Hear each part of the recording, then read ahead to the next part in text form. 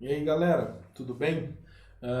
Fiquei me questionando bastante sobre colocar ou não essa aula, tá? E decidi colocar. Vocês bem podem ver que, tipo, que a matéria parece que não tá andando, a gente tá na aula 7, aula 7, aula 7, tá?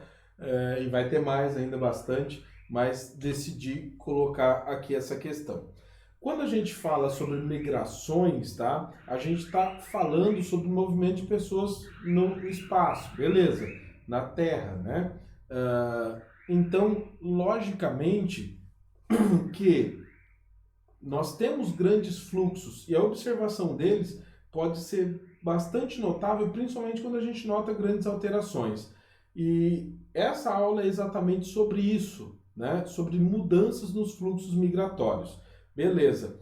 Como que era então esse movimento e como ele ficou? Bom, o grande marco, o grande corte que nós temos se chama Segunda Guerra Mundial, né? Antes da Segunda Guerra Mundial, o comportamento dos fluxos migratórios era um, depois dela se transforma completamente, né? Por quê? Porque até esse período o grande movimento migratório era da Europa e até da Ásia para a América. Beleza. Então, o que, que vai acontecer? Esses habitantes aí da Europa, né, como eu coloquei, ó, aproximadamente 40 milhões de africanos que vieram forçados para cá, o que, que eles vinham fazer aqui no Brasil? Bom, eles vinham, não só no Brasil, né, na América, eles vinham tentar construir aqui um novo futuro. Por quê? Porque lá na Europa o negócio estava bastante complicado, né? Só uma pequena ressalva, ó, a gente tem esse dado aí, aproximadamente 40 milhões de africanos. Bom, é bastante difícil afirmar isso, né? Por quê? Você acha que a galera ia manter registro do número de escravos? Isso aí, na verdade, é o registro de venda de escravos. Os escravos que tinham registro de venda. Por quê? Você já parou para pensar quantas caravelas afundaram no oceano, né? Quantos morreram fazendo percurso, né? A caravela não afundou, mas tipo assim, ó, morreu uns 10 aí, né?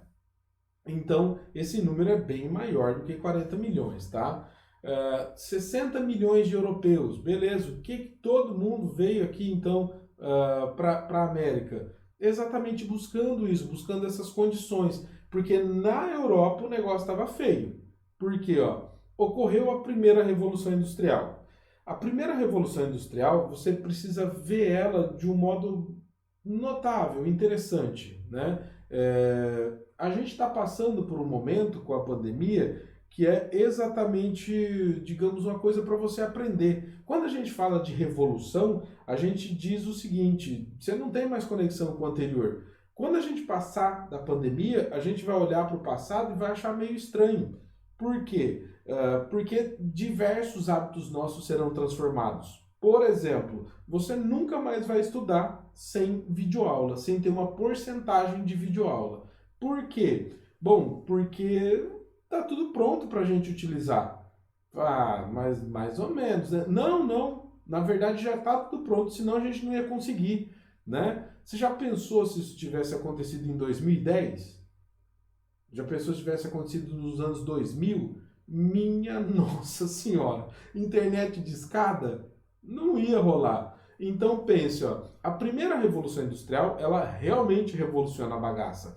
Então, a população que vivia majoritariamente no campo passa para a cidade. Na cidade, a população começa a crescer bastante. Por quê? São aqueles motivos de crescimento da urbanização, né? Você tem da população também. Você tem na cidade melhores serviços, melhores assessorias.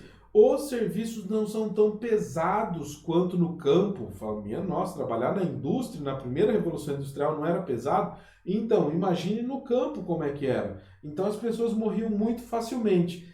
Esse aumento, não só das cidades, mas também da quantidade de pessoas na Europa, vai gerar coisas como a própria teoria malthusiana. Vai morrer gente, vai começar a faltar comida e vai começar a morrer um monte de gente. Então pense a partir daí por que, que as pessoas saíam da Europa e vinham para a América, né? Por quê? Porque era uma possibilidade. né? Na verdade, em alguns casos era a única possibilidade. Então, a gente vai ter, ó, essa grande transformação que vai levar de 1800, ó, a 1918, né? Os Estados Unidos passarem de 5 milhões de habitantes para 100 milhões de habitantes. É um crescimento absurdo. Talvez mais absurdo que isso só seja o Donald Trump querendo fechar os Estados Unidos, falando, não, é meu, aqui a gente não aceita imigrante. Mas, parceiro, você é filho de qual tribo indígena, então? Né? É imigrante também, todo mundo é imigrante. Na verdade, essa é uma característica da humanidade. Nós somos imigrantes, né?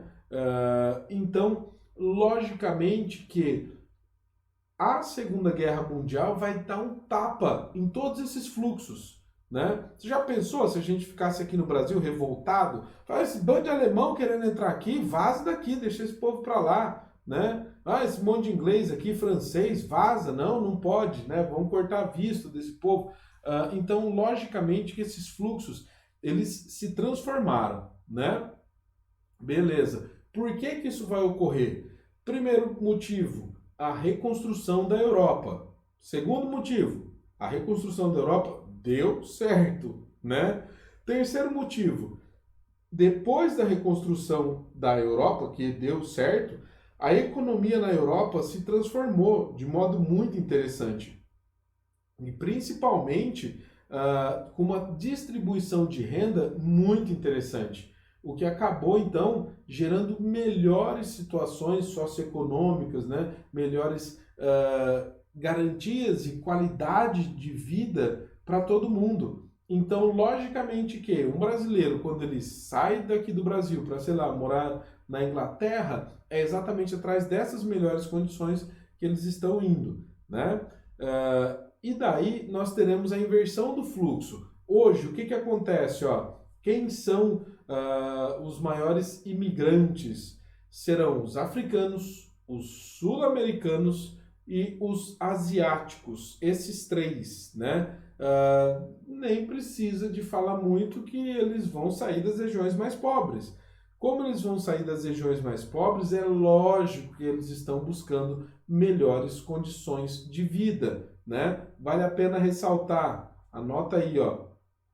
Aqui no Brasil, a gente vai ter, na década de 70, por aí, os chamados brasiguaios. O que são os brasiguaios?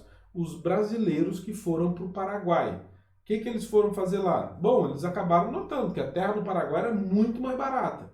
E os caras conseguiriam comprar bastante terra. Então os caras foram lá, compraram um monte de terra e começaram a produzir soja e criar gado. Coisas que eles faziam aqui. Só que eles faziam em regiões que a terra era muito mais cara. Então, se eu conseguir produzir muito mais e conseguir vender para o Brasil, fechou, né? Isso que eles foram fazer. A gente tem também os chamados brazucas. O que são os brazucas? Serão os brasileiros que vão para os Estados Unidos na década de 70, 80, né? E para a Inglaterra também. Então esses caras vão para lá principalmente para trabalhar de qualquer coisa, né? Para tentar conseguir melhorar então suas condições. Por quê? Salário, poder real de compra bem maior, né?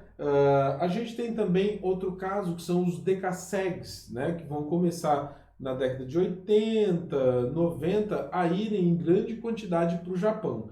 O que são esses decassegues? Eles serão os descendentes de japoneses que vieram aqui para o Brasil, né? E daí o que acontece? O Japão tem um programa para aceitar esses descendentes de volta. Eu juro para vocês que eu sempre achei isso meio preconceituoso. Agora não, agora eu acho isso bastante organizado, né? Preconceituoso é o que o Trump faz mesmo, de verdade, esse é o claro.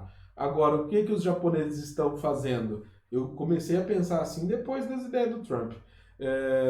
O que os japoneses estão fazendo? Falam, nossa, a gente precisa de trabalhadores para a indústria, principalmente, né, para os trabalhos pesados, para os trabalhos braçais. Como que a gente vai conseguir esses caras? Aí pensa o seguinte, falando, mas tem um monte de japonês que saiu daqui. Vamos fazer o seguinte, vamos pedir para eles voltarem. Fala, faz mais de 100 anos que os caras foram embora daqui. Fala, então, pega os filhos deles, né, os netos, né, e traz de volta. Então os decassegues são exatamente isso, né, são os trabalhadores que são descendentes de japoneses e vão trabalhar lá no Japão, nas indústrias e tudo mais, beleza? E daí a gente tem uma outra característica hoje, que é os fluxos migratórios hoje eles sofreram um boom, eles estão extremamente acelerados. E não é notável. Por quê? Bom, porque é muito fácil e muito barato em relação a antigamente, tá?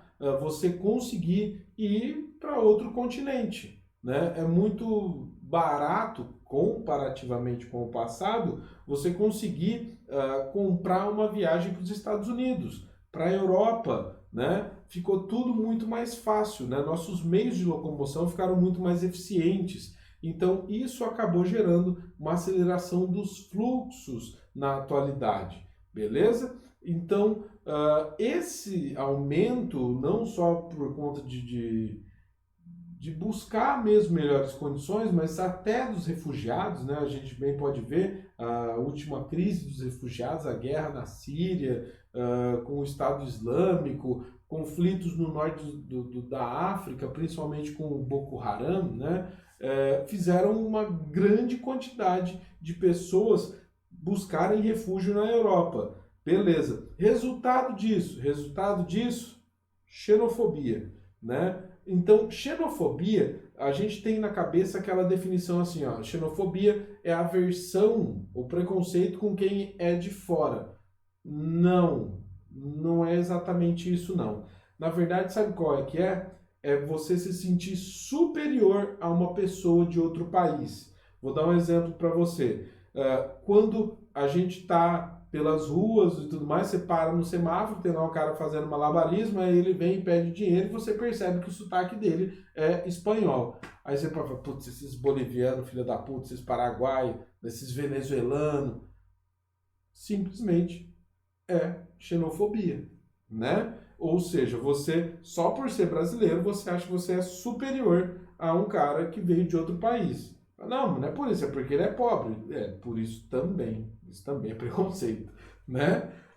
Então, senhores, ó, bons estudos aí para vocês. Tchau, tchau e um beijão. Se cuidem.